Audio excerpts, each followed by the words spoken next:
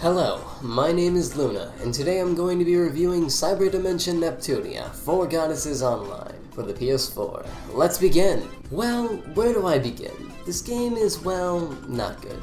In fact, it's very not good. Cyberdimension Neptunia 4 Goddesses Online is an RPG that has multiplayer, where you fight to revive the goddesses in the MMORPG world 4 Goddesses Online. This game features a lot of Neptunia characters that you'd expect, like all the CPUs and their friends such as Kampa and IF. However, unfortunately in this game you can only play as 8 characters: Neptune, Noir, Vert, Blonde, Uni, Nepgear, Rom, and Ram. No one else can you play as. Instead, the other characters run shops or are just hanging around in some side events, which is really disappointing. I would have loved to play as Uzume to beat things up using fists, or even play as Kampa as a healer. However, this is not the case. The game's combat isn't got much going for it, as while it tries to have a variety of skills you can use, it's very bland or dull. Enemies aren't very difficult, and typically you can just dodge them, and it's especially easy to do if you're using a ranged character. The enemies don't even respond sometimes to being attacked or mid-combat, they just walk away. Bosses, while they may look cool, aren't very difficult, and they often just spam the same attacks so they have almost no variety in their attacks. While there are a lot of stores in the game, there isn't many that costumes, at least in my experience of playing. It was rather disappointing to see this be the case because I'd love to see more costumes, as it's always a nice thing to have. Perhaps I just didn't find all the chests that had costumes, as I knew some of the chests that I was able to unlock had the costumes. The game is kinda weird in that early on I was confused on what to do because whenever I took a long break from the game, I just didn't know what to do when I came back to progress. Generally speaking, to progress the game, you just have to accept a bunch of quests from Luke in the guild, and then do them and hope you progress. Welcome to the guild.